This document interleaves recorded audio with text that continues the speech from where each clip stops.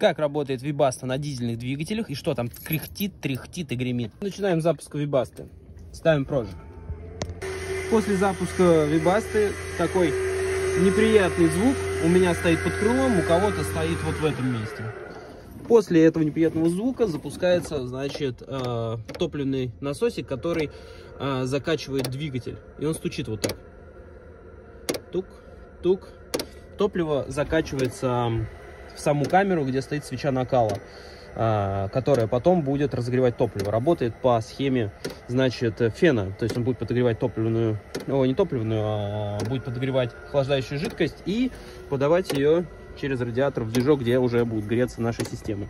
Ну а дальше она работает как самолет. Разгоняется, включается накал, включается печка, все разогревается и идет выхлоп. У меня идет здесь, у кого-то под дверью.